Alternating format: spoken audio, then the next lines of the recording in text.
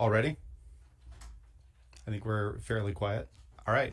Thanks everyone for giving me the opportunity to present to the council and to the public. This has been a fairly large effort. Large thanks go out to Greg, Hannon, and Martin, who have been essential in helping put this together, gather data, and kind of present the results. So I'll go to sharing my screen. Here we go. We'll start.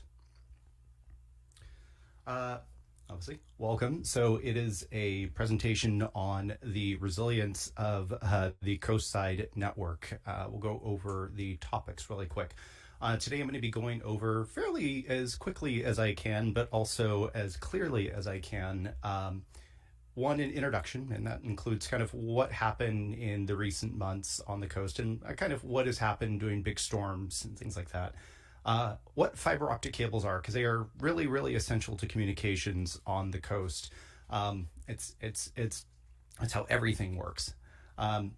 The status of generator backups on the coast in critical infrastructure, or as it relates to critical infrastructure. Our cellular phone coverage, which I know is a really, really hot topic to a lot of people, and then how we can look toward the future. And what we can do on the coast to kind of make things better. So let's start with our introduction. As you can see, I really, really like slide transitions, so you'll see a lot of those tonight. First off, about 14,000 coastal customers lost power for multiple days. Some for a couple hours, some for a day, some for multiple days, right, in the extremes. And this was just in January, and then I guess subsequent times after that. So our primary fiber optic communication lines were damaged, at least the Comcast lines that kind of feed communications to the coast. Our coax-based or Comcast/Xfinity phone services went out. Those systems failed. That's your internet, your Wi-Fi at home for a large majority of coastal customers. Emergency services lost AT&T cell phone services and had to only communicate with two-way radio. That means they don't get the GPS, they don't get the loaded maps, they don't get updated systems from dispatch. It actually has become a huge issue. And cellular service failed for many, many people. And in a lot of cases, there are people who live, say, in Montara and Moss Beach, and just kind of in some more rural areas, even though we are fairly rural here, that cellular service completely failed. So big stuff happened. Let's get on to our first subject, fiber optic cables. Let's talk about what fiber optic cables do, okay? So fiber optic cables are really the backbone infrastructure for all communications globally, really. At their base, fiber optic cables carry large amounts of information, very long distances, or very short distances, depending on the situation. Fiber optic cables provide that information I was talking about, but not just internet and cellular or data on your phone, but actually your home phone, your television, even through Comcast/Xfinity. It also provides data for, say, AT&T Wireless, Verizon, T-Mobile, and other fiber optic delivery services, right? Your calls and data, kind of like I was already mentioning. They also are essential to the communication, as I've already kind of alluded to, especially during natural disasters. So what's really important here, right? Fiber optic redundancy. This is a kind of a buzzword that's going to be repeated along this entire thing. And what does fiber optic redundancy mean? Well, it means that we're going to take two different paths to get to the same place. And in this case, maybe from the north or maybe from the south, and I'll get into that just a little bit later. It also means that even though we're taking two paths, we are going to have data systems that can instantly switch over to, say, a secondary path in the case of damage to the primary path, where most of us wouldn't notice at all, okay? Fiber optic cables do transverse the earth on telephone poles underground and even under the ocean. Yes, you could go from New York to, I don't know, England, and there are cables that go under ocean. It's really fascinating stuff if you're into that kind of thing. There's also other forms of redundancy that come in the form of microwave dishes and satellite-based links. So that we can kind of get into just a little later. let's talk about the current status of coastal fiber, right? First off, AT&T fiber. So on the right there, you can see the run. I've actually visually verified this run for AT&T fiber. AT&T fiber does have redundant fiber optic cables that lead to the Half Moon Bay, Greater Montara, Moss Beach area, right?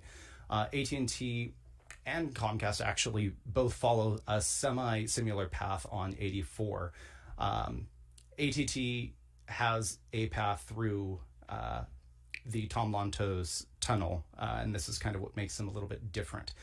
And AT&T does provide data for AT&T fiber customers. That's the fiber to home. We'll get more into that just a little bit later. AT&T home and business DSL. So there's also a couple other flavors of that. Even your plain old telephone service, which I won't go too far into, is actually carried over fiber optic cables initially for long distances, and then it's copper to most homes. And actually in the latest, greatest version of that, it's actually digital to your home. Obviously, AT&T wireless service relies on it, and maybe what people might not know is that T-Mobile cellular service relies on it, and it's generally why T-Mobile service and AT&T service don't go out very often. And recently, as early as September 2022, Verizon customers now are backed up by AT&T fiber, which is redundant. Actually, 3 of 4 towers on the coast are backed up by AT&T fiber. Excuse me. Funny enough, the AT&T fiber also powers Coastside.net DSL services and Sonic DSL services. A lot of government buildings have AT&T fiber, and the FirstNet responder network is also powered by AT&T fiber. It's actually a great thing. It's really redundant. So let's move on to our next provider, which powers a majority of residential and business customers on the coast.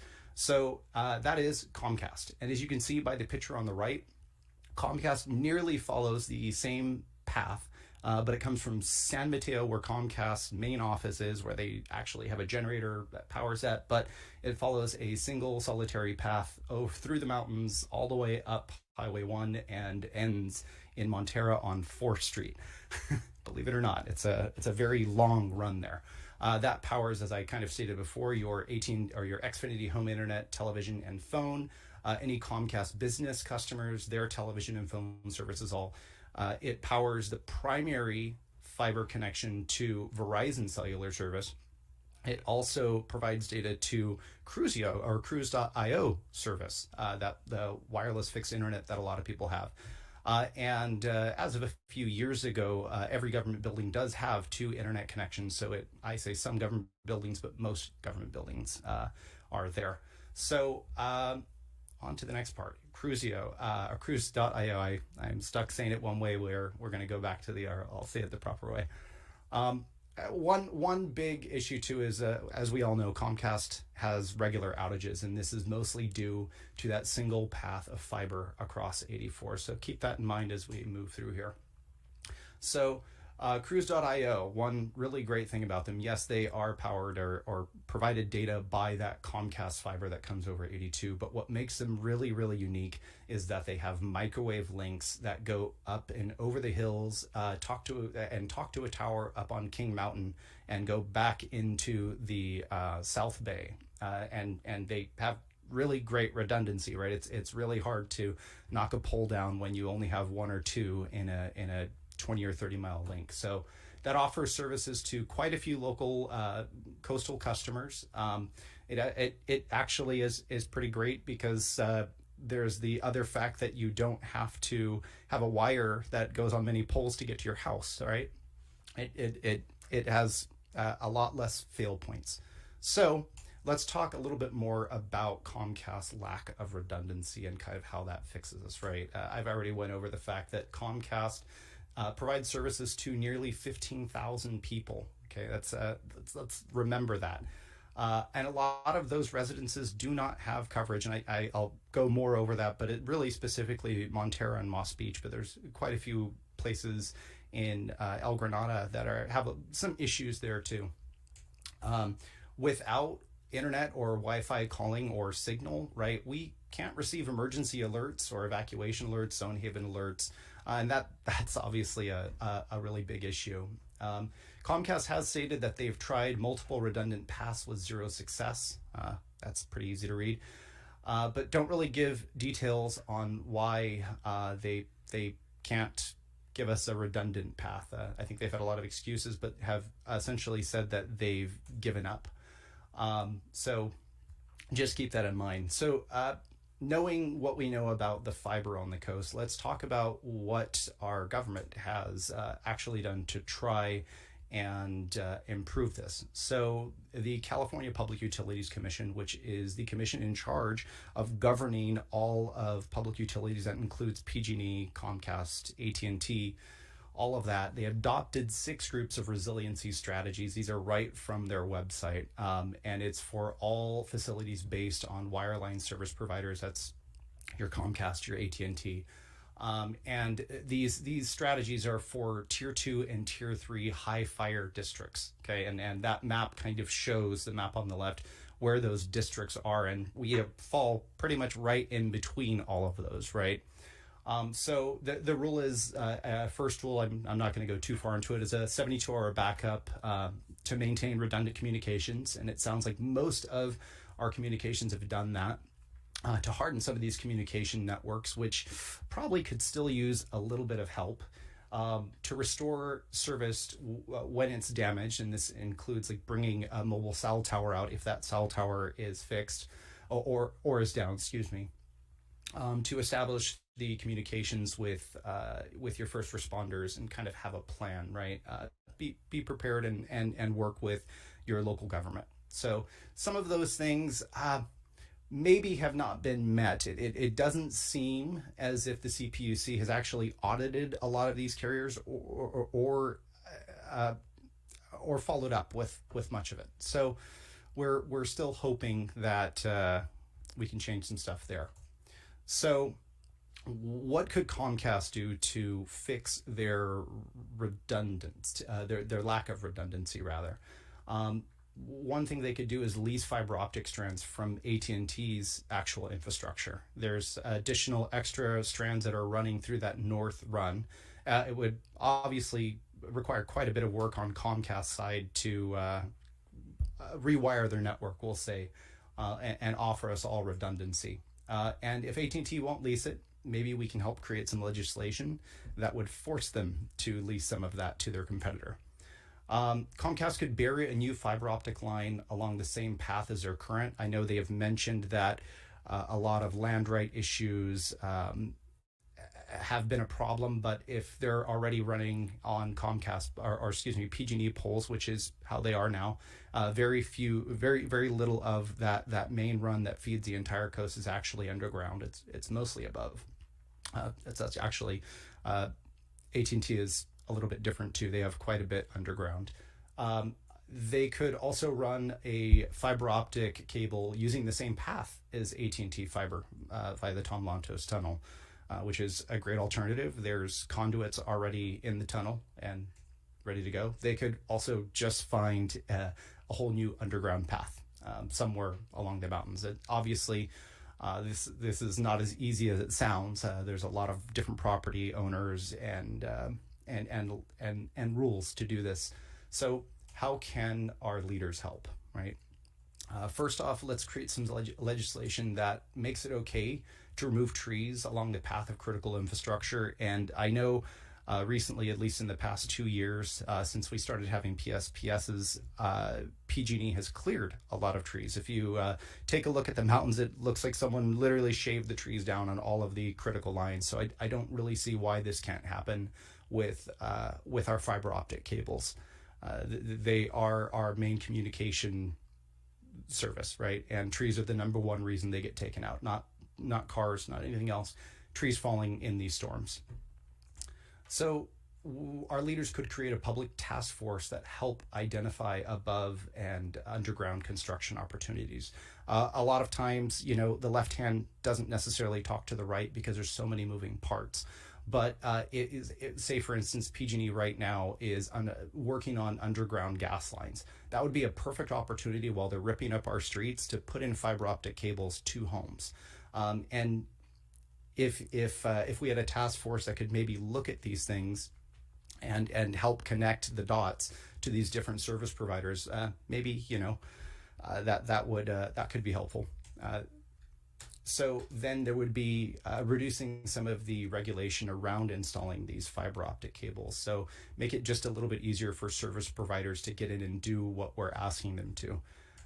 This is also assisting service providers in finding both public and private land to run that communication cabling. So I think that falls right in line with a task force, not just finding construction opportunities between providers, but also going and helping find land, right? We could also demand that the CPU actually audit the communication infrastructure and enforce their own resiliency strategy. One really big one here, and the last one, is require all fiber lines be buried. Feed fiber lines. So that would be those main lines that are going over 85 or 84 and up Highway 1. Those feed the mass network. If those were buried, that could help quite a bit. And it's not a far stretch or a far ask, right? We're not going to have to dig up a ton of streets. We're not going to have to do too much to make that happen. So let's move to our next section, which is generator backup. Without redundancy, or without power, redundancy does not exist. Let's give you a couple quick facts. First off, pretty good. 75% of the coastal home internet is backed up by generators, and that's all by services fed by AT&T. So to the not so great. Only 20% of coastal cellular sites have generator backups. That's really just a handful. We've checked every single cell site that covers the coast, at least from Miramontes Point up into Montera. That was the survey area. It takes quite a bit of time to go through all of this stuff. So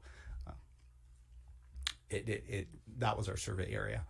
But even more so, 0% of Comcast residential customers actually have any kind of generator backup. That's not great. Their main office does have a backup generator, but this will take out all home networks. This will take out all business networks that are coax based or cable based, right? Not to mention, Comcast actually daisy chains, right, their fiber optic cable throughout their network, throughout neighborhoods. So if one neighborhood goes down, it can actually take out multiple neighborhoods. That could be power, that could be a fiber optic piece breaks, and maybe it's a smaller outage, but this is still taking things out. So without generator communications, without generator backup at communication systems, the average battery power that all of these systems have is only 4 hours. So Comcast does have battery backup at every neighborhood. I've seen the max go about 6.5 hours. All of the cell towers do have a quick acting battery backup, so it won't go down instantly or anything like that. And the problem is it's only 4 hours. So let's take a quick peek, kind of an overview at critical infrastructure power. First off is AT&T. They do have multiple buildings that have generators. AT&T's infrastructure is fed from these central buildings that are backed up. And most of their infrastructure, like copper wires for your telephone, don't need a power backup. Their new fiber optics that go to your home do not need power backups. It's all passive after it leaves this central office that has a generator backup. So that's a really great thing. They all have this fast acting battery backup. However, with these services, say you're getting phone service from AT&T, the newer service, their voice over IP service, you do have to have some kind of backup at home for that to work. Or if you're getting their fiber to home service, if you're lucky enough to get it, you do also have to have backup power. We'll talk to Comcast. We've already overviewed it. It is a single path of fiber, and that one path is powered. That fiber path is repeated through multiple neighborhoods, so it doesn't, if one neighborhood take another one out. Each neighborhood's powered locally, and the max power for that is about 6.5 hours. Also, for their service to work at home in an outage, you do have to have some kind of battery or backup power. Cruisio or Cruise.io, fast-acting battery backups. They do have generators at each of their tower locations. Really no other co-dependent hardware along the network, but you still must have power at home to continue their services. So let's talk about cellular site power. All cellular sites do have these battery backups, as I mentioned. The battery backups last an average of 4 hours. Very few coastal sites actually have a permanent backup installed. However, all cellular sites do have a connection to bring out and power a portable generator, right? The problem is these generators generally take quite a while to get there. I think it took us about 28 hours to get our generators back after losing cell service for N4. So here's the really scary fact right here. Let's talk about which carriers are actually backed up. All of AT&T Wireless, there is one cell site out of all of their sites that's actually backed up. And it's actually on 92 and 35. And it doesn't cover anywhere on the coast. 48% of Verizon cell sites are backed up by generator power, permanent generator power. 26% of T-Mobile sites are backed up by generator power. So the odds aren't great. What can be done, or what should be done rather? Again, demand the CPUC audit communication infrastructures and enforce their own resiliency strategies. They should install and maintain 72 hours of backup battery at every single cellular location, especially on the coast where we have limited access to roads in any kind of disaster. We should require Comcast add at the very least 24 hours of backup in every single neighborhood so their network doesn't go down in 6.5 hours. Ideally, a generator at each one of these power injector locations. I think Montera has about 3 or 4, so it's not a huge ask. And implement fines for the carriers that aren't compliant with these requests. We should also require VoIP service providers, so that's Comcast Home, right, your home phone service, or AT&T's new VoIP home service, to furnish at least a 12-hour backup battery. They do have about a 4 to 6 hour battery that keeps your modem running at home and keeps your phone on, but at least 12 hours, right? Ideally, we want to improve cell coverage. And let's move on to the next point. Cellular phone coverage, the modern essential connectivity. And this is really where we want to hit things home. First off, I want to talk about radio frequency very quickly. I'm trying to, again, get through this as quick as I can, and how radio frequency works. So we have 3 big bands that everyone's using. High band, it's super fast. It can connect thousands of users. It's usually for really dense arenas or airports or things like that. The problem is it doesn't work more than about 1,000 feet away, and it really can't penetrate objects at all. I mean, past one wall, it doesn't work. Then we have this thing called midband. It's super fast and it can connect hundreds of people with high-speed data at once. It has better coverage of line of sight, but things like trees can't really, they really stop the signal. Homes, forget about it. And then we have low band. Low band is a lower frequency. It has really great penetration through homes. It has, it gets right through trees, all that, but really won't go through a mountain, and it can connect a lot of people with high-speed data. So let's visualize what that looks like. So cell towers on the left, great. All 3 bands, you're really close to it. The low band, mid band, and high band have great signal, but as soon as we get through a tree, mid band loses some signal. Low band's still doing pretty good, but then we get a little further and say we're up on a mountaintop, your low band starts to kind of dither away. Mid band's gone, high band's so far along. Right on the other side of that mountain, you have 0 signal. That's just kind of the way it works. So let's give you the quick report card on our carriers. So believe it or not, AT&T actually has the best coverage overall. This is based on about 30 different cell tests that we did. And I think it's super important, and I should have brought it up in the last slide, to realize that cell signal isn't a signifier of whether you can make a call or use your phone.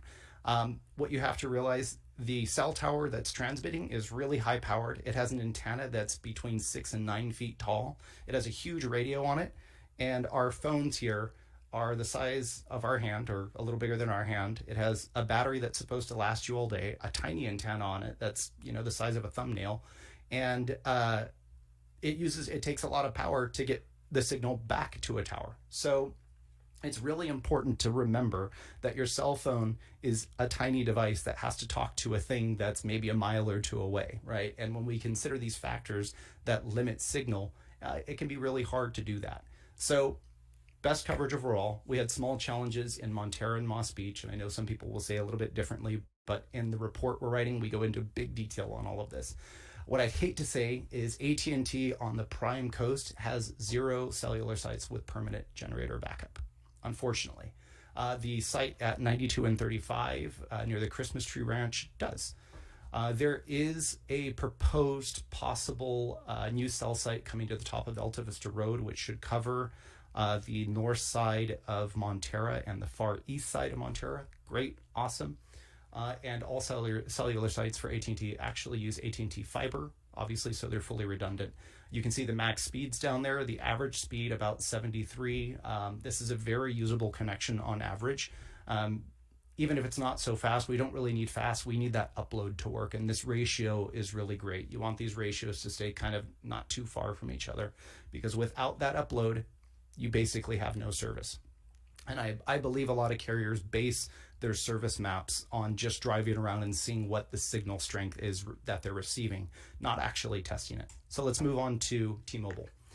T-Mobile overall had really good coverage and usable services. Pretty much the same challenges in North and East Montara. They actually, their tower is located on the Ocean View Inn, same location, slightly different frequencies, so they work just a little bit different. They do have an ultra-fast tower in Montara. It's nearly useless after about 1,000 feet. In fact, we tested less than 500 feet, and we had to be pretty much next to it to take advantage or get this max 319 megabit that you're seeing there. But this ratio of about 60 to 15 is really, really great. I can't complain too much. All of their towers are powered by AT&T fiber. They do have the highest number of towers, so you're closest to the tower, which means I think it gives us these pretty good data rates. And they have those towers because of all the acquisitions. Now, they only have one site that has generator backup, and that is a cell site that's at the airport, at Half Moon Bay Airport. So we move on to Verizon, who actually had the highest amount of coverage challenges that we could test. Largest challenges were in Moss Beach and Montara. Basically, half of those communities are not covered, and some challenges in mid El Granada and upper El Granada. And that's mostly due to poor tower placement in Moss Beach. They have another tower that is also super fast if you're right next to it, but it's next to the same T-Mobile tower that's kind of just in a really bad position that doesn't meet that many people, or doesn't hit that many people. So this, Verizon did add the backup fiber through AT&T, which is a little bit slower in the case of Comcast going down. And there is one tower by the airport that doesn't have that redundancy. However, they do have the most backed up cell sites. So as you can see here, max speeds of 286 and a 50 by 5.9 average upload. And that's where you see there's that divide between download and upload. Their upload's really small, and in a lot of places it was almost nothing. So I'll visualize this with each carrier. This is your average carrier speeds on the coast and average carrier speeds nationwide. That was pulled, the nationwide averages were pulled from PC Magazine. You can download this if you want to go through it, but I'm trying to get through as quick as I can. So we graded each of these carriers based on the type of signal, and I go into how we graded that in the report. This is based on all 30 of our location tests. We did speed tests with all 3 carriers on 2 different phones. As you can see, AT&T scored the most good and okay. Verizon had the most poor and 0 service, and T-Mobile's kind of a mix of it all. And you again see where those ratios are, where T-Mobile's kind of closer, download and upload are closer, and that's really good. AT&T has also a really good ratio, and Verizon kind of flies away there. So how should legislation change to kind of help this? First off, we as a coast, I know we don't want to see cell towers, but we really need to have cell towers be taller to help with that signal. We can also disguise our cell towers. So can you find it without the line actually pointing to it there? That there is a proposed cell site at 525 Kelly in downtown Half Moon Bay, which is going to help a bit of a coverage spot that we found there also. So that's great. There's already another fix that's been approved by the City Council of Half Moon Bay in 2021. So require cell sites to be built above tree lines. I know we don't want to ruin that view, but it's really important for signal strength. And in the case of an emergency, we really have to keep to get that signal. We should also require service providers to use a diversity of radio frequencies, as many as they can, so we get high-speed services and we get service everywhere we possibly can. And then we should require cell site providers to also use microwave radio links between cell sites. So if fiber breaks somewhere in between a cell site, there is a secondary backup. That's just another line of changes. What else can we do? Or how should cellular carriers change? Well, they should work together to host services on the same tower, which is like helping your competition. They need to deploy cell on wheels. This is if a cell site breaks or they're going to do maintenance on it, they should pop up another tower that keeps us online while they're working on it or while something breaks. They should keep firmware updates to a minimum and at hours when we're not using them. I believe AT&T did a firmware update. I can't confirm that, but I think that actually took out service for a while. And this is also really big. If all else fails, we really need to allocate space for public safety radios. That could be CHP. And a big one here, the public uses it a lot, ham radio operators could really use this. The other thing cellular providers could do is add these things called microcell sites. There's already 2 of these in El Granada, but they fill in small gaps of coverage. Now, you could add a generator to this. They are slightly power backed up, but it's not to cover a wide area, it's to cover a lot of people. The other suggestions for cellular fixes here, these are models that we built based on tower placement right now for each carrier in the most problematic areas, which is Montara and Moss Beach. So this is current coverage. Great. You can, again, download this presentation. And this is our proposed new coverage. So these 2 cell sites, one being at the Alta Vista water tank owned by the Montara Water Sanitary District, and the other being at the Buena Vista water tank owned also by the Montara Water Sanitary District. The placement of these 2 towers combined with a good height should fill in just about all of the coverage gaps in North Montara, East Montara, along Sunshine Valley Road, and in Moss Beach. And if it's tall enough, we can fit all the carriers there. We can also disguise it as a tree. Not that bad. So why don't we look to the future and talk about the current lack of accessibility to modern services? First, we're going to have a very quick talk about DSL and kind of how it works. So I mentioned earlier that DSL and telephone services they originate from a central office. That central office has utility power, as you can see by the Thunderbolt, backup batteries, and generator backup. So most homes, at least on the coast, get something called ADSL2. It's not very fast, it's very old, and telephone services. And those are actually a cable up to 10,000 feet that originate from that central office. There are a handful of customers in El Granada who have ATT Uverse, I'll call it, and those services can go up to 100 megabit. However, they are not generator backed up. They have a battery, and we get that same 4 to 6 hour backup. They run fiber to that and then copper to homes. So quick, easy. Now, I think I mentioned it earlier, but the other companies that are using these services are Coastside.net, which is now Cruisio, and Sonic. They are relying on the ATT DSL infrastructure. That's called a CLEC, or a competitive local exchange carrier. It's a great thing because we get options. Next up is Cruisio. So I, again, kind of went through this before. There is the internet source, a fiber optic cable, which goes to a tower for Cruisio, along with a microwave redundancy that goes from that same internet source. That internet source is backed up by batteries and a generator. It has utility power, obviously. The tower that they actually use is utility powered, battery backed, and generator backed.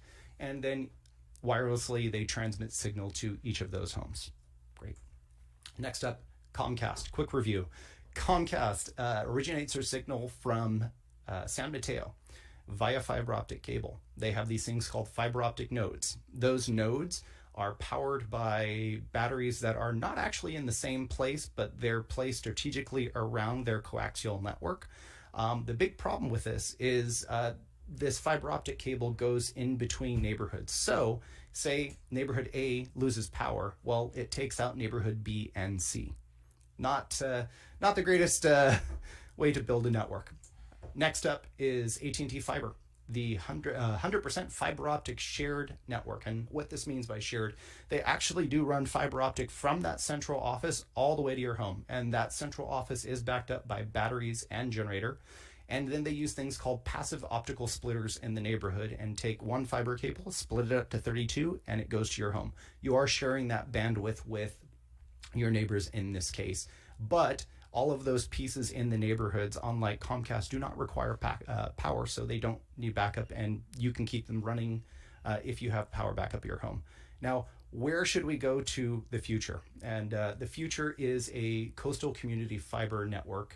This would be a 100% dedicated fiber optic network, meaning every person gets their own personal fiber, no splitters, from a central office which has generator, battery, and utility power. And with this, we can get insanely fast speeds, 10 gigabits per second. And I could go into what that is, but I won't go too far. That is the future. That's really what we should be asking for. Just keep that in mind. So let's talk about really quickly what's available on the coast. And I literally counted every single home to get this number. AT&T Fiber is available to give or take about 0.3%, give or take 27% of coastal residences. There's a lot of work to get to that number. AT&T/Sonic DSL is available to 86% of coastal customers, and that can range from 5 megabits a second all the way up to 100. Comcast is available to about 99.8% of all coastal residences, and Cruisio is available to about 43% of all coastal residences. I had to throw this slide in really quick because I know a lot of people have problems and don't know how they can help, and it's really easy. So generally, a lot of people have Wi-Fi problems. Really simple solution, no matter who your carrier is, move your modem to the center of the house and put it up as high as possible, because those same frequencies that your carriers use are just, the same physics apply to Wi-Fi. If the less things you have in the way of that signal, the further it'll go, right? If you put your modem on the floor or in a bookshelf, you're kind of blocking in your signal. So the higher up, the better. The center of the house, the more equal coverage you have. If you have Wi-Fi extenders, doesn't matter who they're from, most people will put these things where the signal's bad. And the problem there is you're repeating a signal that's already bad. So if you take that extender and move it, say, one wall closer to where your modem is, that will repeat a much better signal and give you a better signal throughout the house. And when possible, always use a hardwired Ethernet. If you have Comcast Xfinity, tighten all the coax cables in your home. This will make a huge difference. And remove any unnecessary cables. That means a cable that might be plugged into the wall but not plugged into anything. That leaks signal, which makes it slower in your home. And splitters. So I know that's a lot of work, but there you go. Check for corrosion and replace cables. You can call Comcast, and if you see corrosion from the salt, they'll fix it.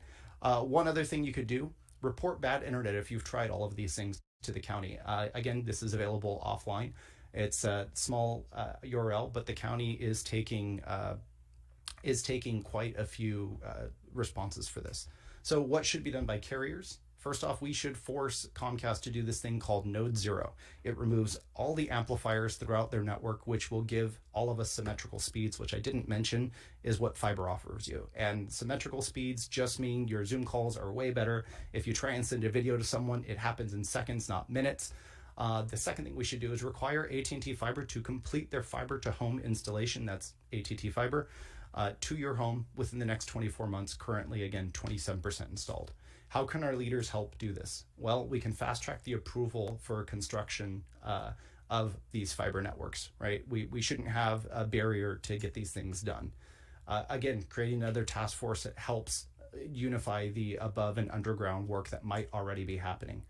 Mandate Comcast start installing their Node Zero network. Help service providers negotiate fiber optic cable paths on public and private property, kind of the same thing.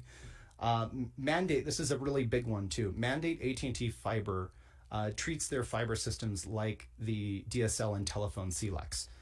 So right now, AT&T Fiber will not allow other carriers to come in and use their infrastructure to sell you fiber services, meaning you have to deal with probably really bad customer service from a multi-conglomerate. So what's our big picture?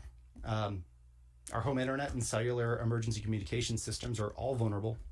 They threaten the health and safety of the Coastside community, and that's I giggle, but it's really, really serious.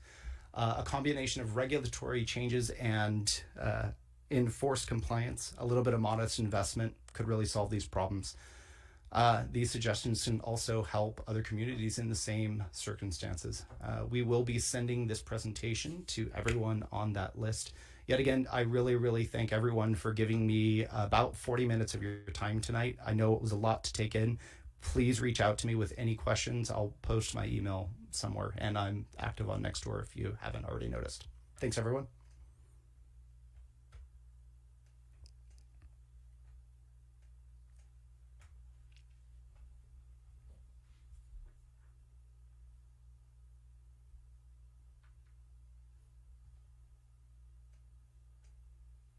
I don't think anybody's unmuted.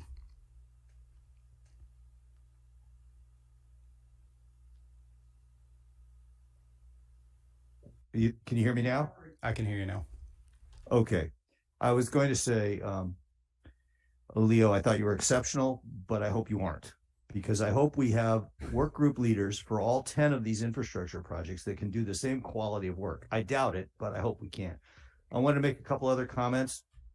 You cannot download Leo's presentation. You can try. It's 388 megabytes. Okay. I uploaded a lower quality version. I'm all about quality, and sorry. Right. Well, so we'll work on getting one that is actually distributable, but there is going to be this 30-page report that he's also been working on, but we decided to do the presentation first. And so that will definitely be more available. So I'm looking for work group leads on the other things like the harbor and the sewer and the wildfire that can do this same kind of work. I wanted to mention that there's the bar graph he showed of performance, comparing national averages to local. What's a little deceptive is that the scales on those two bar graphs are different. And if you look at them in detail, you'll see we actually are much, much worse than the rest of the country. It was just in terrible place. But you wouldn't have seen our performance if we'd shared the same scale. It's that low. And then finally, I wanted to just mention one little thing that came up. Leo mentioned that your home has to have some power for most of these things to work. The other day, Scott Boyd showed me he had bought, it's a dongle. It looks like a dog chew toy bone. It's about this big. It plugs into his electric vehicle. And at the other end that sticks out is a 3-prong plug for a normal power cable. So he's going to use his electric car to be able to power his refrigerator for 20 days or whatever. Those of us with EVs could, depending on your wiring in your home, for the low amperage uses in your house, like a refrigerator and a bunch of lights and stuff, get a little power out of your electric vehicle. So I thought you should know about that. And when I get Scott to send me a link, I'll share that. All right. I think we should take questions. I got to ask you a question. You can't ask me a question because your hand isn't raised. I see 3 people whose hands are already raised in front of you. Okay. So you're fourth in line. Okay. Dan Haggerty is first. Okay. Yeah, thank you, Leo. You really shelled out a lot tonight. I'm hoping everybody got most of it. You know, I'm sorry, very sorry. I guess I missed, there was a little bit of confusion just before you started. Can you say, you know, who you are, who you work for, and how did you get all this information? Who I am? I am your neighborhood tech nerd. I can't necessarily say who I work for, but I can say I do some technical consulting work as a small business. Okay, so you're essentially a community member here? I'm a community member. Yeah, I live in Montero. I'm sorry I didn't mention that. I got you. And you're bringing this up. Okay. Well, I mean, thank you. There's a lot. I can't say that I was able to kind of cover everything. I'm not as technical, maybe. I know. I'm As sorry, and I was well. trying to keep my time low, and there is a lot of information to cover there. Yeah. I did hear you repeat over and over that we should do this, they should do this, they should do that, should. When I think some of this stuff has kind of a lot of pros and cons, ramifications that the community might not know about. You know, I understand essentially that, yeah, we need to have a working internet and working cell phones, but there's always a cost sometimes, whether it's a visual, some of these trees, Yeah. hopefully, I guess they're getting them better, making these fake trees or cell towers out of fake trees that don't exactly look like a fake tree. I don't know. Maybe they're getting better at them, but I think that, when they're blended in with other trees, it's less, they don't stand out like a sore thumb. I don't want to take up too much time, but yeah, I think there's a lot of challenges in finding certain underground paths. I'd like to hear from others, and I'd like to, I guess, Greg, we're going to have this brought up again. Yeah, and we're not asking for anybody as the to, community learns more Right. about certain pros and cons, and we're not cost asking for benefit. anybody to endorse anything at this time, but when we produce the report, we'll have it reviewed here by the MCC and everybody who wants to jump in. And then Dan, the concerns that you're thinking about, line of sight issues and so forth, can be commented on. Very good. Okay. All right. So I think we'll wait for the report to come next. Kimberly Williams, you were next on the hand raised list. Thanks, Greg. Can you hear me? Yes. So Leo, I had the similar question as Dan, in that I would want to know that some of this is not biased information based on a conflict of interest with your employer or your Absolutely not. purposes. No. My employer just kind of prefers that I stay anonymous. I have nothing to do with internet service providers. I really am just a nerd. Okay. That's about it. And I guess Dan had asked how I have this information. I took up kind of a hobby over COVID, and I started mapping all of the critical infrastructure just by either street maps, driving to cell sites, driving around and seeing things I couldn't find on maps. In my report, you will actually see a link to a map where I've put over 1,000 different pieces of infrastructure. And this is how I figured all this out. This is how I knew that the excuses that Comcast gave us for not being able to run a redundant fiber just aren't acceptable. Great. I like everybody else, I'm blown away by the presentation. It's pretty amazing, and really helpful to see all that. Two things that popped out at me was the redundancy thing, obviously, but also the backup generators. That seems to me like a really important piece that is Absolutely. achievable. Yes. And I would think that that's something we should really focus on. The other thing, you had this list of things that leaders can do, and some of those are very good as well. I would advise us to think carefully about some of those, because when you open up Pandora's box, there can be a lot of unintended consequences. And so those are things we would have to think carefully about. One that occurred to me is, you mentioned PG&E and tree removal. That's a hot topic right now with some of the wildfire issues. Yeah. And I just attended a meeting recently where there was prolonged discussion of how the big swaths of clearing that you described are unnecessary, with the data to it. So I would advise caution there. Well, can I show you the of, flip side of that? The higher towers. Let's say let's take a comparison here. The lines that were shaved going over 92, those feed the substation for Half Moon Bay. During all of these storms, not once did Half Moon Bay lose power. Right. Yeah. No, Like I we can really see have to why that would balance be. here. It's I I know there's a lot we want, but also, do we really want to lose power and communication? absolutely there has to be a balance. So um, I'll just stop there. Excellent presentation and Thank thank you you. so much. Absolutely. All right, our third hand was Steve Terry, and then Scott, you'll be next. Thank you. Yes, hi everyone. That was a really great presentation, Leo. Thanks a lot. It was very comprehensive. I thought it's cool you're doing this stuff. I'll probably send you some emails or texts or something like that. But Please. I have a couple things that I thought of during that time is I remember some time ago, some number of years ago, a few years back, that Comcast tried to run a redundant path up from north, but it was blocked. And I just found an article. I posted it to the chat, Yeah, I saw or a that. half I've a read day that review article. article where they were saying they couldn't. They said they could not because of some sensitive habitat, for one, and then the tunnel, they couldn't run it through the tunnel because national security reasons. This sounds kind of silly, but Yeah, it is so silly. I was wondering how AT&T got it through there, That- and you mentioned in the talk that why not just use the same route they got? And Yep. Yeah, could you elaborate on that a little bit? So the sensitive environment they're talking about is a Crystal Springs Reserve, and actually I verified it. AT&T does have fiber running about half the length of 92 up to 35 to a Verizon cell site near the graveyard up there, the cemetery, excuse me. So I don't see that as an excuse.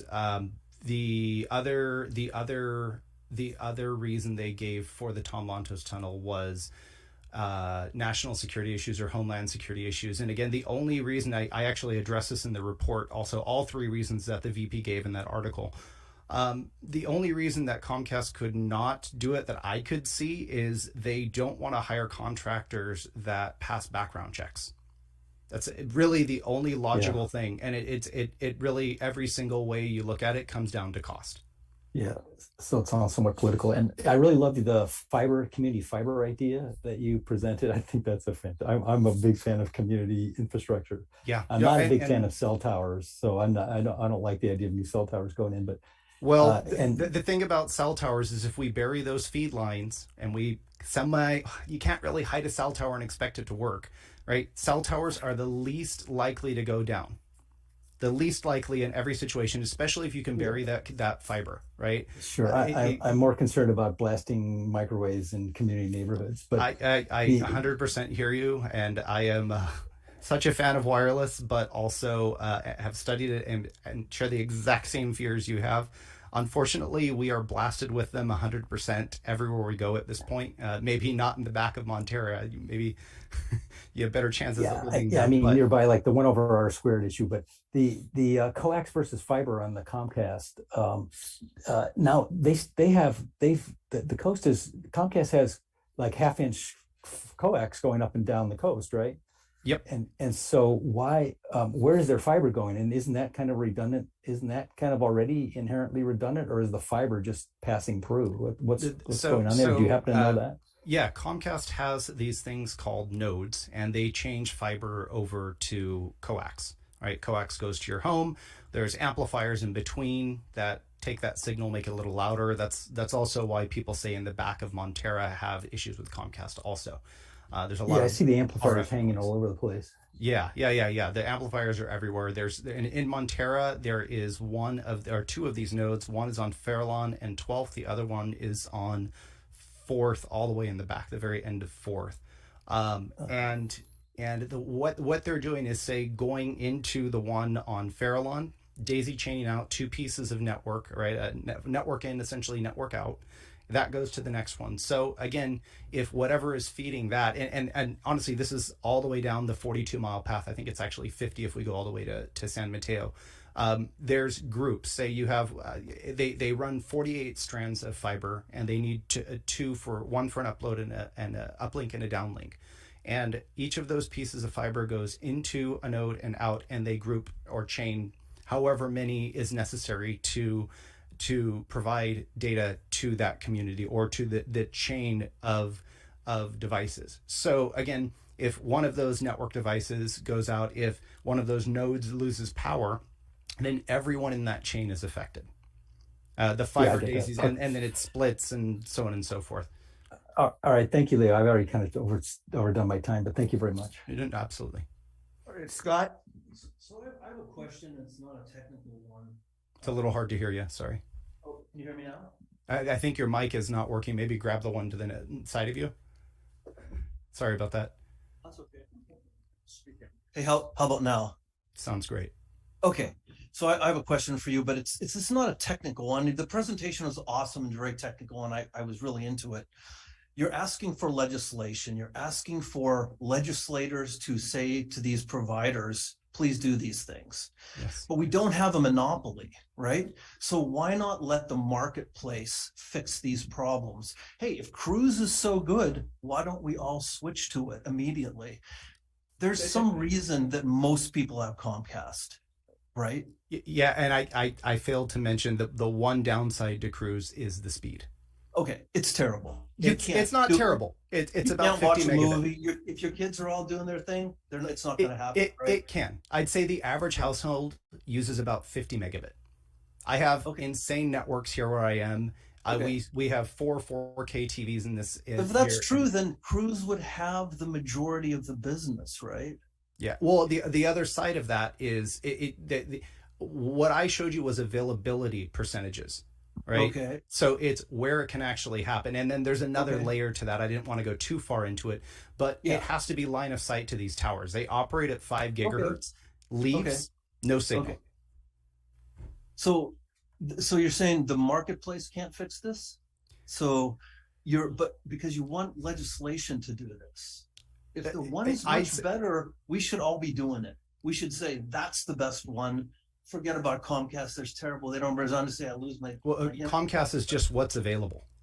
DSL, unfortunately, is just not fast enough for a home of two, right? I would scratch it right off the list. You can't use it, period. And the other option is Comcast. Only 27% have AT&T fiber available. A large portion of El Granada. So if I want AT&T fiber, do I just say, hey, AT&T can run that run that fiber to my house? I wish. Oh, I wish, my friend. So that's not an option either, then, right? That's not. They've been saying they'd run it to Montera for the past 2 or 3 years. Okay, but it has to come to your house for it to really be good, right? Yes. Whatever it is, that fiber optic has to go inside your house for you to get all that benefit. Does anybody have that? Does anybody have it around here? Yes. Yeah. Portions of all of Princeton by the Sea. Everything south of Kelly and west of 1 has it. A little bit north of Kelly also. Sections of El Granada have it. I actually in the report I linked to that same map, and that map literally lists every single split, every single piece of coverage, every home that's covered by AT&T fiber, and that equates to 27% of coastal residences. Because I would love to have that.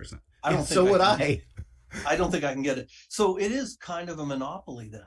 Comcast has a monopoly. Absolutely. So we should be able to force them legislatively to do this immediately then, right? I would sure hope so. But we have to tell them you have a monopoly, right? Well, Scott, I think 2 things. You can't expect Leo to answer these questions, right? I'm definitely not a legislator. He's positioning what we need and what he sees as required. I can tell you that Ray Mueller is already working on this. I can't tell you what he's doing because he's not ready to announce it. Okay. But this presentation is no accident. This is feeding into a known vulnerability on the coast, and we are going to try and get action. And so you'll have it should not allow the marketplace. No, I'm not saying that at all. I'm just saying, stay tuned. Okay. All right. Stay tuned. I also should mention in a humorous note that thanks, by the way, that was awesome. The head of government affairs for Comcast has my email and cell phone, and they send me regular updates when things go out. I just can't get them.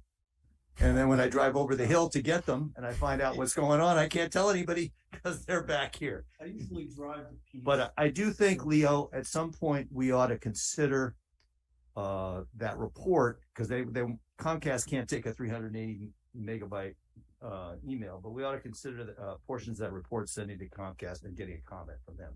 So that I'd love to. Yeah. All right, Kimberly, you had another question, or did I forget to lower your hand? No, I just have one quick question. Does Starlink play a role in any of this? I didn't really want to mention it yet because the constellation isn't complete. And currently, to get it on the coast, I know some people have it, and that was in the first phase of rollout for Starlink. Um, it one, you have to buy really expensive hardware. Two, it's not going to work great on the coast because we have so many trees. Starlink wants a northwest view of the sky. So if you're in the back where you don't have good service, say of Montera, you have a lot of trees, you're going to have a really hard time getting it, or the service is going to be really, really, really spotty. Maybe in an emergency to get text messages in and out or make a call or two, great.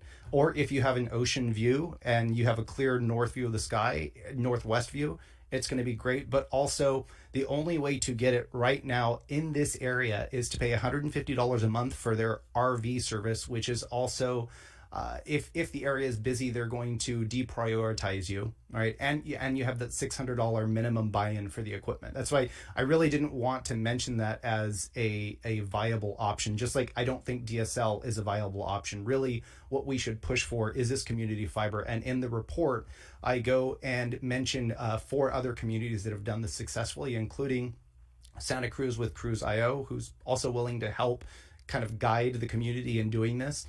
They've said to me they helped the city of San Jose, or San Jose, excuse me, Santa Cruz. They're willing to help us.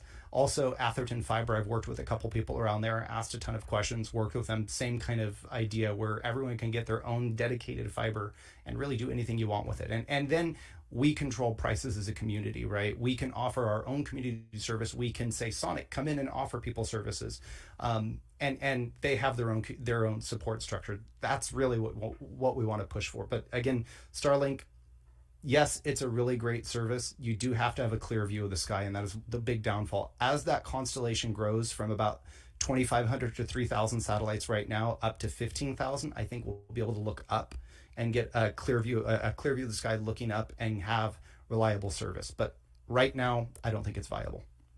Thanks. Yeah, absolutely. I don't see any other questions. And hearing none, I look forward to working with you on the report, Leo, and bringing it back to the group and sending it out for comment by our legislators. So thanks for that. Absolutely. Thanks, everyone. Now, do we have something in the chat? Okay, there we go. All right. So the next agenda item. Thanks, Leo. Would be the discussion of our mid-coast funding requests for what Ray Mueller calls CRISP, Coastside Resilient Infrastructure Strategic Plan. Now, I was told by constituents, and came out of a Montera meeting I attended, that there was a March 14th deadline for Ray to submit requests for Measure K funding, and that other counselors were well ahead of him. He's somewhat new, of course, and still getting staffed up. And so it occurred to me we ought to get in line and wake him up to the fact that we need some money so he doesn't, forget to submit. And of course, Measure K money won't be the only source. So I put together a list that I think I can share. I posted it on the website in a spreadsheet of things I think we need money for. And also Ann Rothman worked with me on drafting a letter where we would ask for the money. But it's a bit much for me to expect the council to digest all this in a meeting tonight and make any sensible suggestions, and the same for the community. Although I will say that, Burnett, no moss grows on you, because you already picked up on one item that I listed and requested explicitly several others. Jason, do we have anything we need to do? Okay. So what I'm going to suggest for the community and the council is you take a look at the spreadsheet that I've posted, which includes of some of the stuff that Leo just mentioned, but we don't always know the costs. We don't know who's going to pay for stuff. Take a look at that and consider what you think the priorities should be. There's some stuff on there that's really large, like item 8, upgrading stormwater systems. In fact, Half Moon Bay has, as Sid Young pointed out, a capital improvement budget for their stormwater improvements in a 5-year plan. And it's right there in red letters on their plan. There's $10,450,000 of work not funded. So we know we have tremendous stormwater problems. They're affecting the sewer plant. I'm going to be asking for a letter supporting having the sewer authority study their problems so that we can figure out what to do. It's going to involve probably wet weather storage to hold excess water, like we have on the intertie pipeline system. But there's other things. Everything, though, that we're going to need done, or most of the things we're going to need done, are probably going to require an engineering study. So in my mind, the priorities we would be asking Ray for are funding a bunch of engineering and consulting studies to look at the problems we have and come up with a professional recommendation, a sizing in terms of the amount of money we require, and then we would hopefully go get the funding. So that my thoughts are, we've got to fund the studies, and that's the kind of stuff we should ask him for. If I could share my screen for a second, I'll just read you the letter that Ann and I put together. Give me a second to get back to Zoom here. Hello, Zoom, where are you?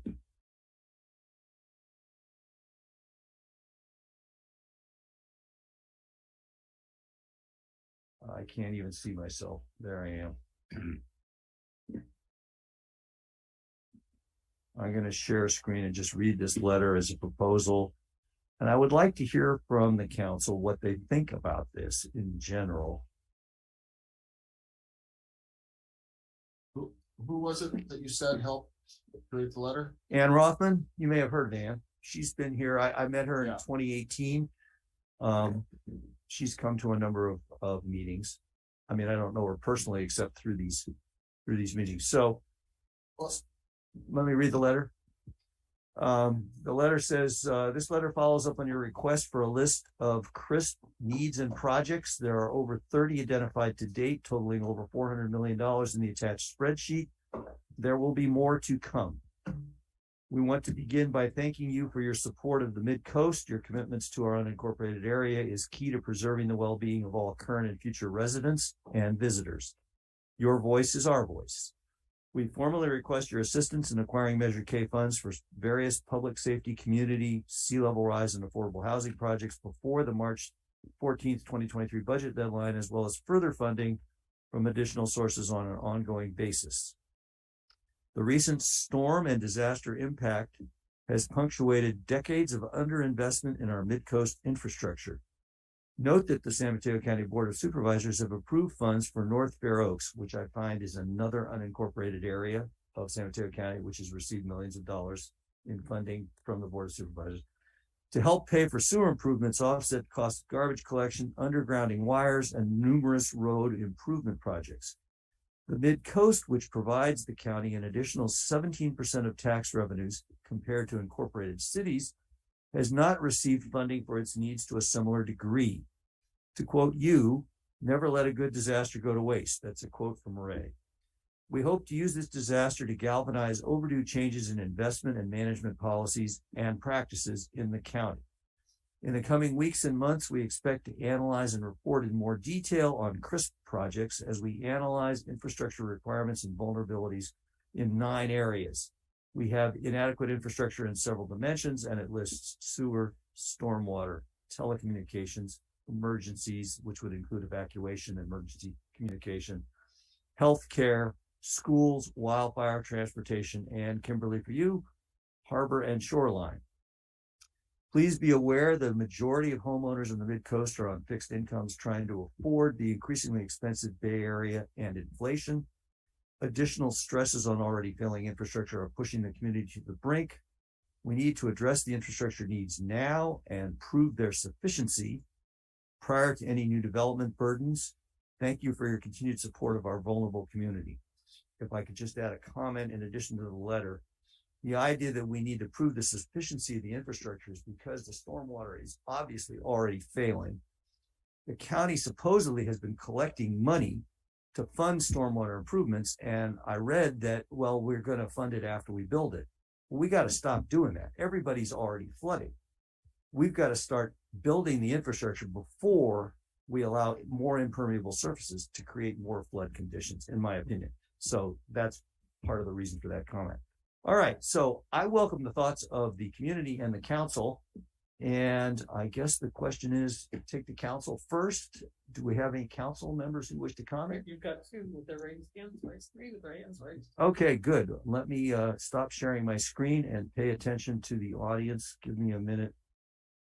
I apologize. I'm definitely having trouble with my Zoom controls here tonight.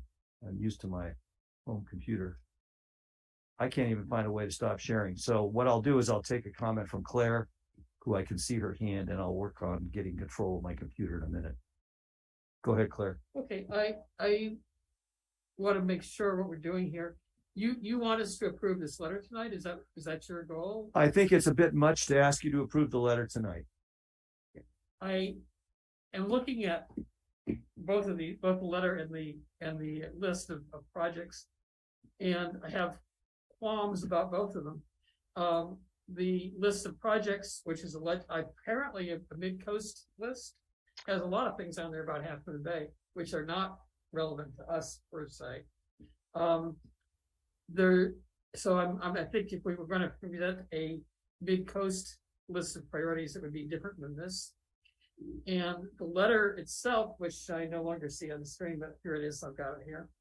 The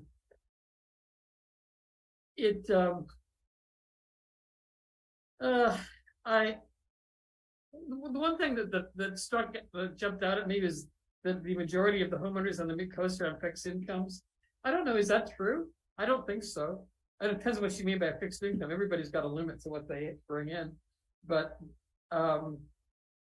I just that just struck me as being unlikely to be true, and that sort of dampened my belief in the whole rest of the letter. Okay.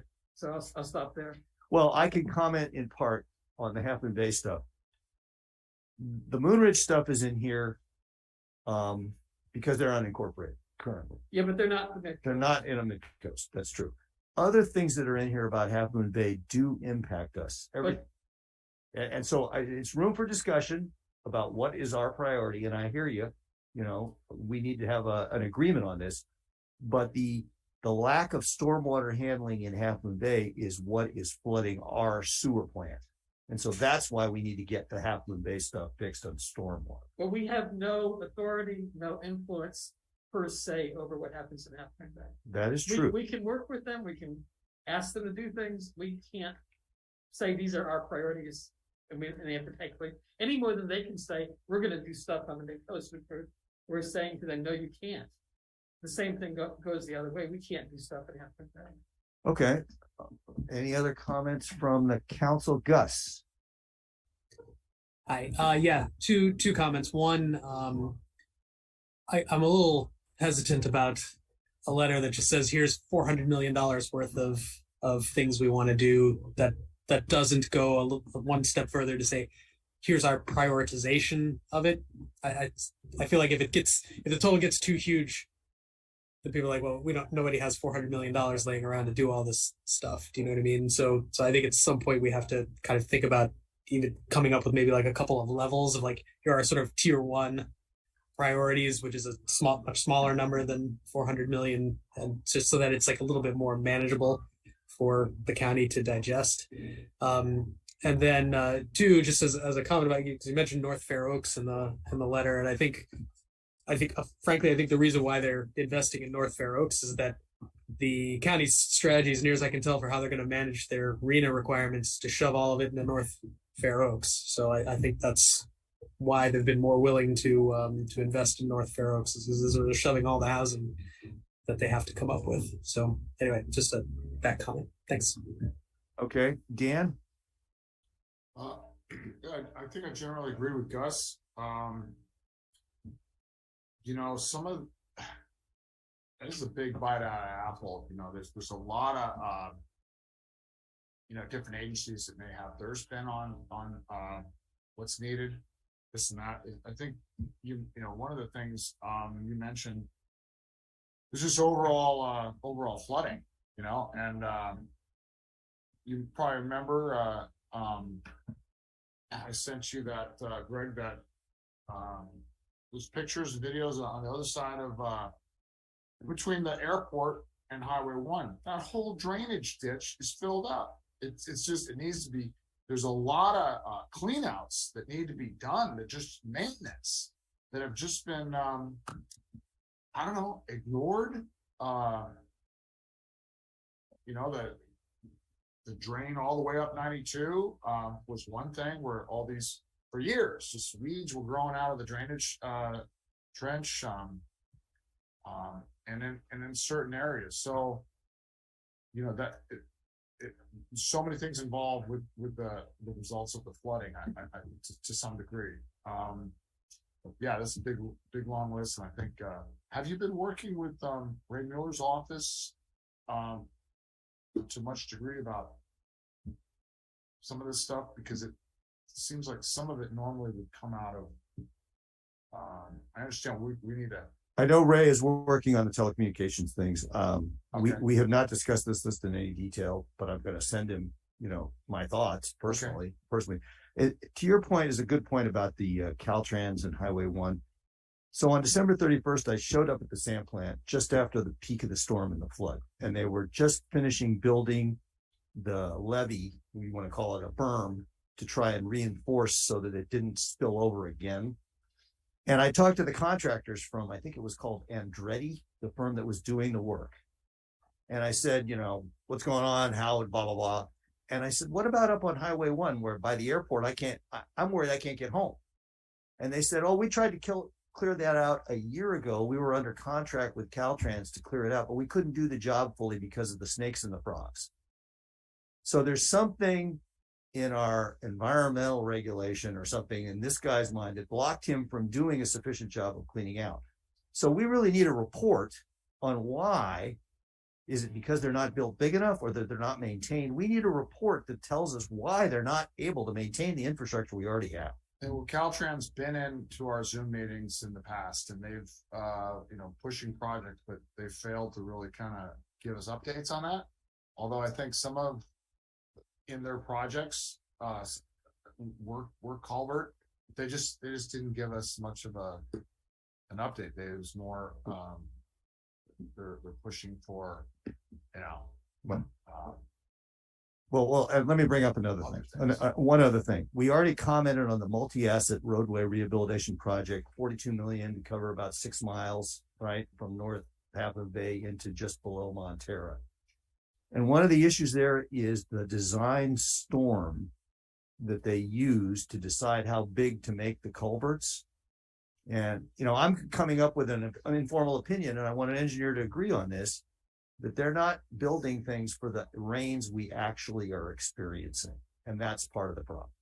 Okay. Yeah, so I'm not sure if that's actually accurate. It's been my experience that when Caltrans gets down to build something, they build it pretty much overkill, usually. The problem is they just don't maintain things. Well, you heard that story, right? I just told you the contractor was assigned to do the maintenance, said they were stopped from That's doing what one they story. I know. That's anecdotal. Broadcasts all Right. run. And so, you know, yeah. I mean, so did they just give up?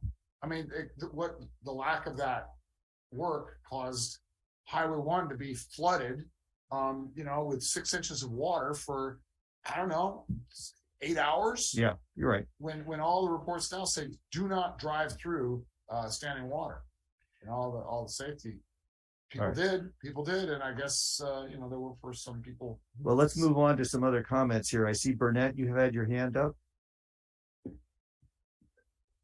Yes, I had sent an email to the council. The list, you know, includes large and small projects. We've had a particular interest in the Quarry Park, and so as the council in reviewing the master plan for Quarry Park identified 3 particular infrastructure projects that are unique to Quarry Park, have been repeatedly and previously identified as problems from the park. and the important that the 3 projects be tracked and recognized as deficiencies because of the park. And we're requesting that these don't get lost in the shuffle when we're talking about the bigger issues. We want to make sure that the stormwater improvements near the park, the street parking and traffic control problems improvements near the park, as well as the wildfire risk reduction improvements to the park are individually listed as infrastructure projects in the CRISP list, so they don't get lost in the shuffle. I think these are important, they're unique, and they are identified as being directly related because of the park, and they should be tracked and recognized as such. So that was the importance of sending that email to the council for inclusion of those 3 items as additional projects on your CRISP list. Thank you. Right. And I apologize, Burnett. You're right. Item 5 on this list kind of bundled several things and didn't break them out. So we can fix that. So that Boring Park issue, Well, we have the issues in a general statement about El Granada stormwater improvements, but he wants them broken out discreetly, and I agree he makes sense. Ann Rothman, I apologize in advance for ripping your letter to shreds. So I'll take the blame for anything that is wrong there. You're next. Thank you so much. No worries. The reason I even brought this to your attention, Greg, was because I felt that we should be asking for money and improvements. If you don't ask, you won't get. So even if you're just asking for a small amount for whatever infrastructure you want, I just felt that it was important to ask for something. And as far as North Fair Oaks goes, the reason I brought that up was because I attend a lot of the Board of Supervisors meetings, and nearly every single meeting, there's something going to that area. And as you also explained, we have kind of been left out of any monies Measure K. And 2 out of the 3 designated affordable housing sites, on the coast are in Moss Beach. And Cypress Point is being fast-tracked. I've been also attending Half Moon Bay. They're putting a lot of pressure to get that going. And that is really going to hit our infrastructure hard, particularly with water and sewer. And that has to be addressed as soon as possible, because I fear, as you mentioned earlier, that these things will get built and then the system is just going to be overrun. And the costs are going to hit ratepayers. And it's going to be overwhelming. And so we need to do something now ahead of time. And if you don't ask, believe me, they're not going to give you anything. And so that was the whole reason for the letter in the first place. And I appreciate everything you've done, Greg, because I really think just bringing to the attention all of our needs, I think that is just so important, because the Board of Supervisors, I don't even think they've been aware of the needs of the coast. If it wasn't for what happened in Half Moon Bay, I don't think they ever would have become aware or as concerned. But I think with Ray, we have a real opportunity here to get something done that we just didn't have before. So I feel encouraged by having him represent us. And he is our only representation. We're unincorporated, like other unincorporated areas. And if we don't squeak, we will not get any grease on our wheels. So that's my 2 cents. All right. Thanks, Ann. And I would say Thank to you. all members of the public, Ann and Burnett, you of course also can write as individuals rather Goes than into the wait. MCC meeting, it's live. Hold on, Len. You can also write directly, as I believe you're starting to do, if you haven't already, to Ray Mueller and the Board of Supervisors about these needs, rather than waiting for the MCC to get around to agreeing and documenting and echoing what you're saying. And in fact, as Burnett points out, we already have documented the issues in El Granada. All right, Kimberly Williams. Thanks, Greg. I guess I have similar concerns to Claire, Gus, and Dan. First of all, I appreciate the letter, and I think the intent is good. But I have some discomfort with it. So I think Gus made a good point that we need to focus on a few priorities that we're most likely to get more traction on and that are most achievable. I think that Claire made a good point that some of these things are outside of MCC's scope and area, jurisdiction-wise, if that's the word. And you mentioned a deadline of March 14th, which is coming up in a few days. Is that the actual deadline, or is there an extension to that or a different deadline? Did I get that wrong? I was told by community members and attendees at the Montero Water and Sanitary District meeting that was the deadline. I'm sure that's not the last time we can ask for money, but yeah, I was told that was the deadline for the board to submit Measure K stuff for the current year. Okay, thanks. Crystalline. Hi, and I apologize if I missed it. In regards to asking for funds, are you asking them to give the MCC those funds? No. Okay, because I feel like just not based on Kimberly's comments, but the nice gal before her, in regards to the North Fair Oaks. So a lot of the times when the North Fair Oaks people community is given funds, the county leans on Half Moon Bay City to give similar funds and represent the coast side. So for example, both North Fair Oaks and the city of Half Moon Bay were given the $2 million for the opportunity centers for entrepreneurship and all that good stuff. But the city is supposed to consider the entirety of the coast side while doing that. And that's the chamber's part in that. All that to say, I do think that there's real value in the letter and the intent and all of that good stuff.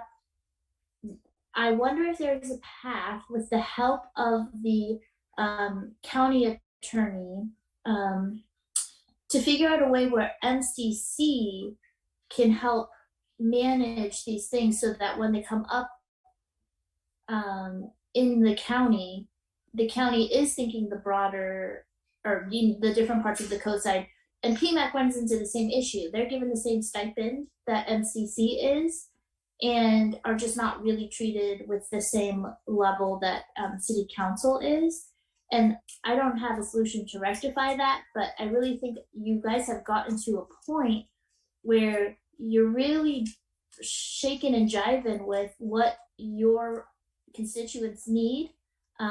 But you guys the county needs to give you guys the ability to actually do some of these projects yourselves and facilitate working with a planner or working with the so-and-so. Because I think a lot of this stuff goes by the wayside because it lands on county staff to manage the project. And this is why Half Moon Bay gets a little bit more because they have staff that can handle it for them. So just an observation and just spurred by the whole North Fair Oaks bit. Yeah, Crystalline, thank you. And certainly our lack of staff to assist us is noted by the council members here. Claire. Thank you very much, Crystalline. I think you're right on target. And this is one of the things that I want to do with the MCC, which is encourage city-county partnerships on projects that do affect the entire coast, so that we do work as the MCC and as I said before, an equal footing with the Half Moon Bay City Council as part of the county, so that the county can fund a joint project that we all administer and all work on. And we have staff of the county that we can call upon to work on our behalf. And I think with the new office out here, that's going to make it a lot easier too. So that's the model I'm going for, is city-county partnerships, and where the MCC would have a much bigger role than what we've had and more influence. So I think I'm echoing what you're saying, or I'm all for it. Thank you. Well, I don't see any other hands raised, but I would make this request to the community and the council. Contribute your ideas for projects that need to be worked on. And as Burnett has done, asked me to make the list more and more explicit. We're going to have to schedule another time to discuss this. As Gus said, we're going to have to prioritize it. But I think it's now time to do this while Ray Mueller is looking for things for Chris for us to get in there. So that is my request. And I hope to bring it forward on another agenda topic and maybe at the retreat. So is your Excel spreadsheet gonna go with the Well, when we send a letter, yeah. Okay.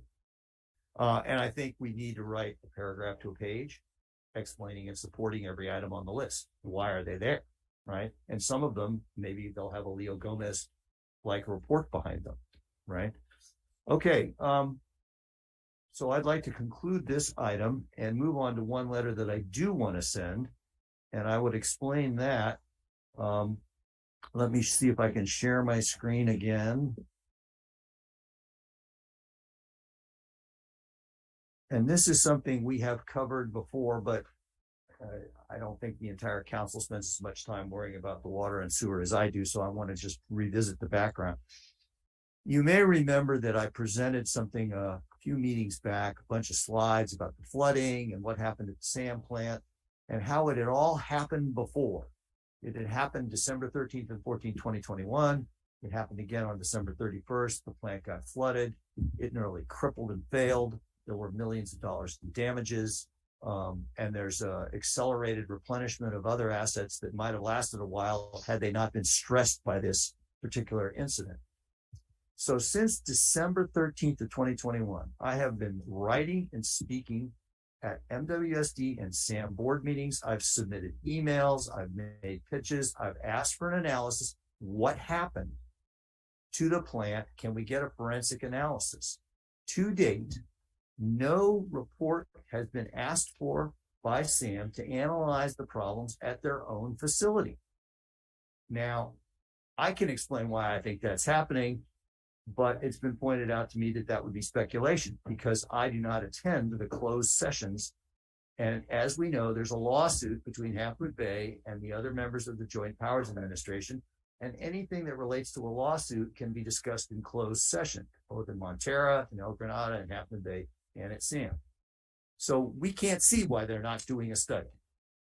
But to me, it is absolutely unconscionable that we don't have identified causes. So I have written a letter that I would like the council to allow me to send, and I will read it to you now. The subject is understanding and remedying the SAM plant overflows. In each of the past 2 Decembers, the SAM plant has experienced excess inflows above the maximum design capacity of the plant, which have damaged the plant and related connecting systems, caused sewage overflows, and accelerated system asset replenishment with costs of about $10 million. It's a little higher than that. Yet no professional engineering study of the causes of those excess flows or of design solutions to remedy them has been authorized by the SAM board. We believe that an assessment of the vulnerability of the SAM sewer plant system is critical to the health and safety of the community. We request a public discussion and decision on the need for and scope of an engineering assessment and remedial plan for the system. So all I'm asking for them is to agendize and have a public discussion. I want to hear who's voting against doing this and why. I want them to study their own problems and fix them. So that's the letter I would like to send. And so I will open it up for the council. If you have comments and questions, Scott. Can you direct it? Do you know who the general manager is? I do know the general manager and the chairman of the board and most of the people there, just about everybody. So do you want to put that person? Can I just interrupt, Scott? We can't hear you. Could you get to a mic? Sorry about that. I was just saying, if we know the general manager put his name in this letter, as opposed to just the word general manager. So send it directly to that person. Yes, I will. Okay, cool. And I know those people. Because I have no problem with this letter going out. I don't think it can only help. It can't hurt anything. Oh, okay. Did it? Okay. Claire. Yeah. I think the letter is okay. I don't like the way you introduced it. We can't tell somebody else what to put on their agenda. We just can't. we're requesting a public discussion and decision on the need for it. Do you have a problem with that? No, I think the way the letter is worded is fine, but if it's accompanied by, we have to demand that we get people's names on the record, and we have to demand that it gets on the agenda and stuff like that. That's not in our best interest to say. So you are critical of my wording here, but the letter is acceptable. Exactly. Okay. Well, if you have a problem with my comment about, don't put the person's name in, I'm okay with that. No. Of course the person's name should be there. Okay. I have no problem with that. Okay. I have a problem with us telling another agency what to put on their agenda. Yeah. Okay, Dan, We were asking. your hand's raised. Yes, so on this, I don't know all the details. I know that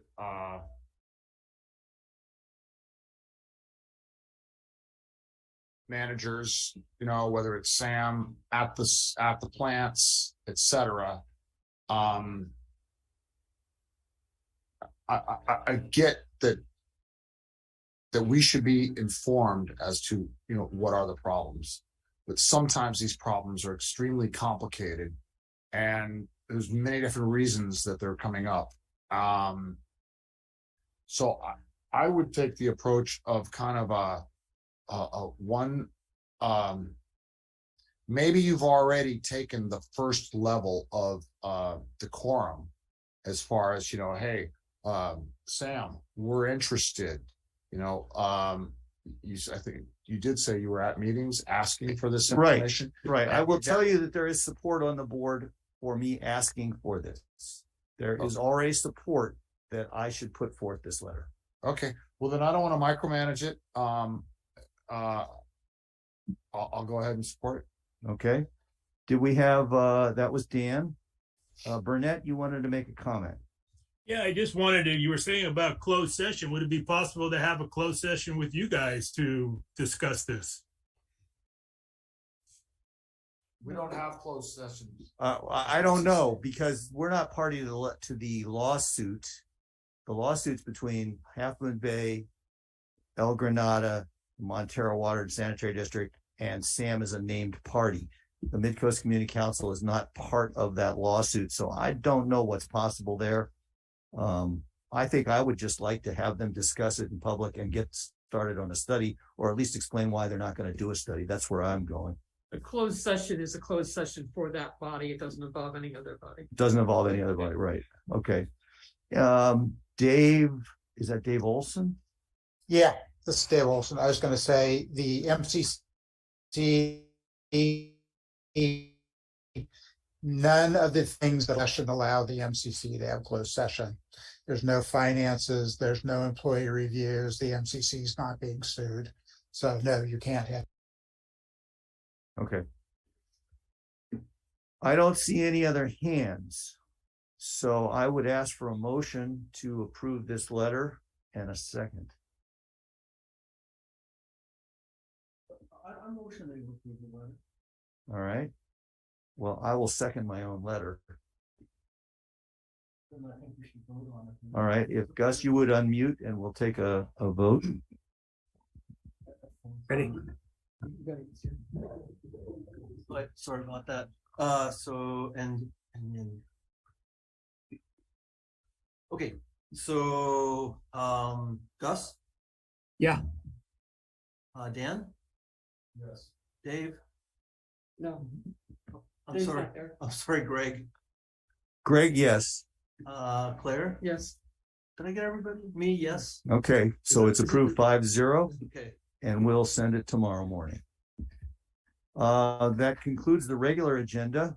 And I am fascinated and pleased to say we are an hour ahead of schedule. We now have council activity, correspondence, and meetings attended. Do any of the council members wish to describe some of their activities?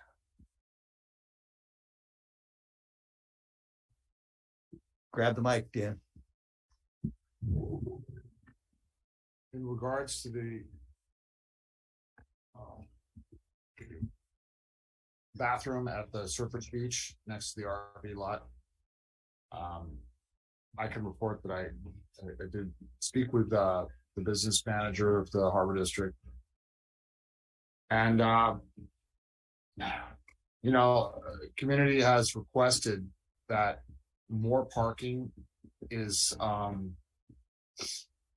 delivered, and you know, ocean parking, and appears that well, there may be they may be digging their feet in the ground, not being able to provide anything else. So it's very bothering for me because that parking lot was built in 1962 with 19 spaces, and since that time the parking spaces have been reduced and instead of increased as the need has been. I think that you know, I'll just work with more people in the community, and you know, basically I've talked to a lot of people. Everybody seems to agree. Yeah, parking is a good thing. There should be more parking there. Absolutely, no question. So I'll just I'm going to continue to kind of work with community members and see what we can do there and expand the awareness. Let's see what else he did. He said he reported that they're going to look at colored concrete for the outside, the concrete in front of the bathroom. Looks like the roof will be brown. They're getting some tile. They're going to have porcelain tile on the exterior, and they're going to get some samples to that to kind of show us. So there will be some color changes, and you know, they're if anybody else is interested, you know, please let me know, because I'm in, you know, speaking with the business manager on this regard. That's all I can think of at the moment. All right, thanks. Anybody else? Well, I just want to comment. You need a microphone. So Dan, you know, there used to be parking south of the light, right? But the ocean took it away. That was complete. There's been a lot more, but I'm talking specifically for the RV project. Oh, okay. Okay. All right. Sorry about the microphone difficulties, audience. I should mention that I have been pursuing, to some degree, all 10 items on that infrastructure agenda. For instance, yesterday I met with the superintendent of Cabrillo Schools and the chairwoman of the board to discuss their infrastructure requirements for the schools. I've also been meeting with consulting firms who do assessments on risk in wildfire, sea level rise, storm flooding, etc. Some very interesting things available that are not being done in our county.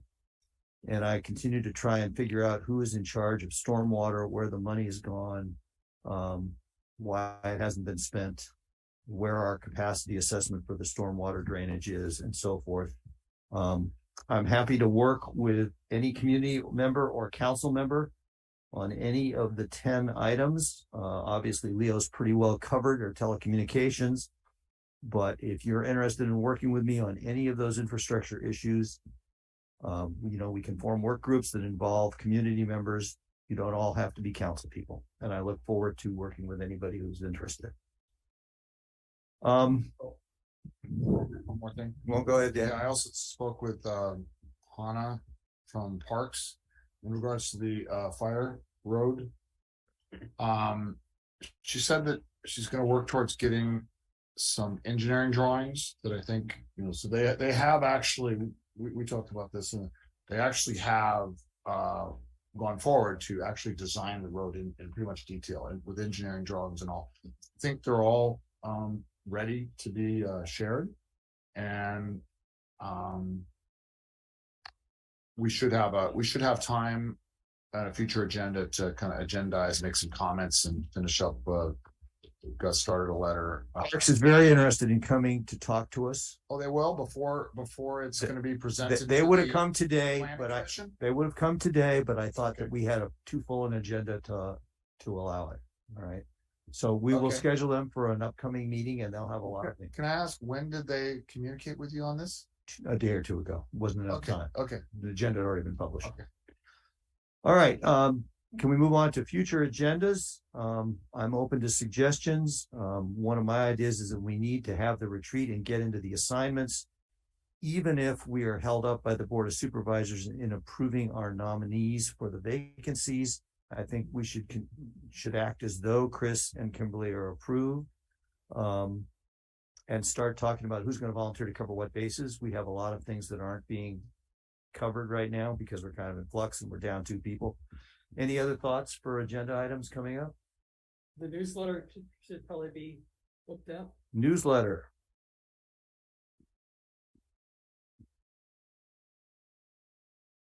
Other thoughts?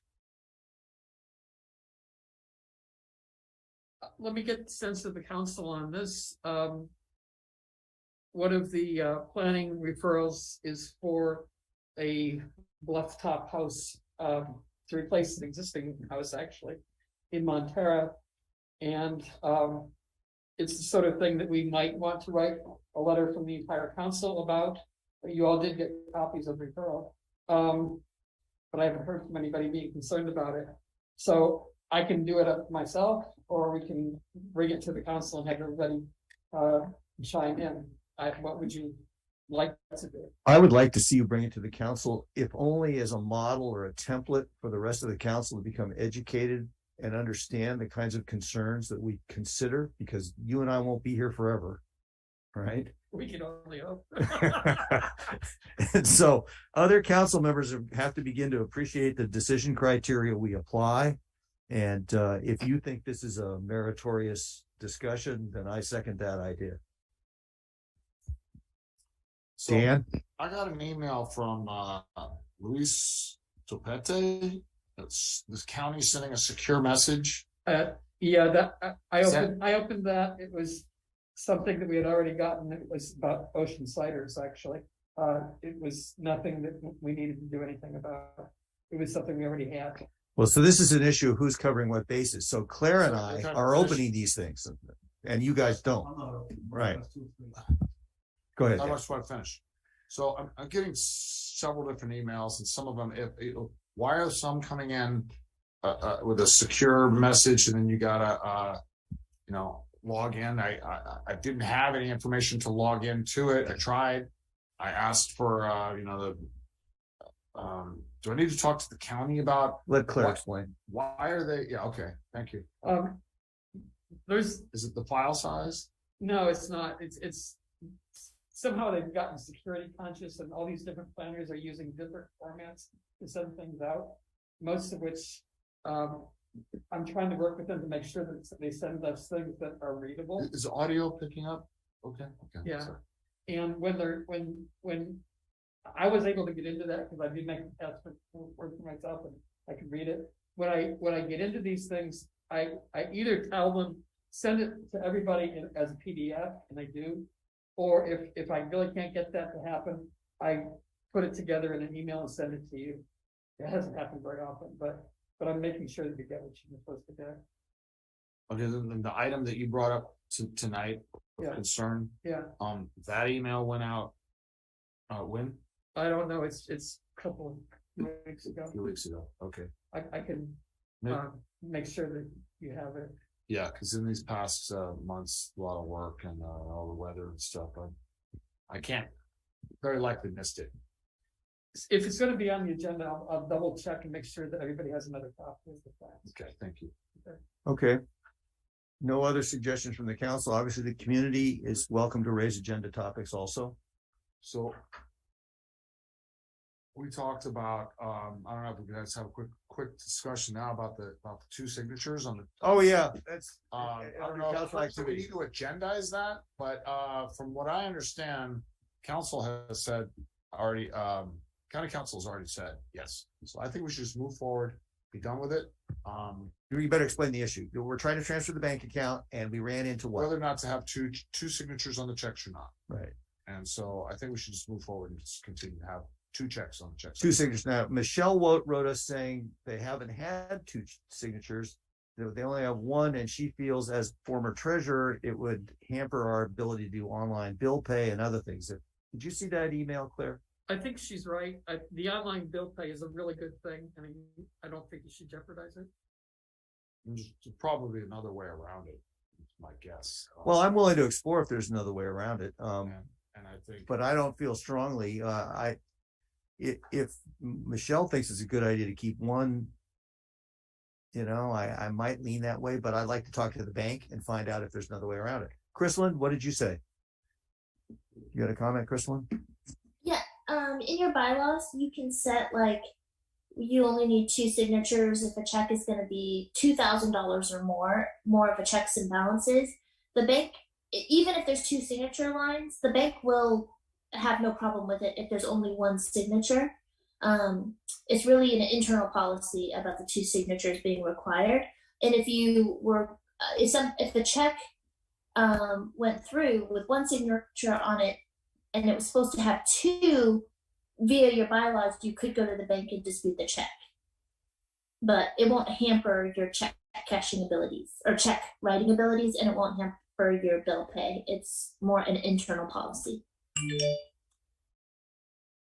Okay. Interesting comment. Any other thoughts? I don't see any. I have a thought. Does anybody else have a thought? I try not to hurt myself. Well, you want to adjourn? I think it might be time for a motion to adjourn then. I motion we adjourn. Second. Okay, here we go. Gus? Yes. Dan? yes. Claire? Yes. Greg? Yes. Me? We're done.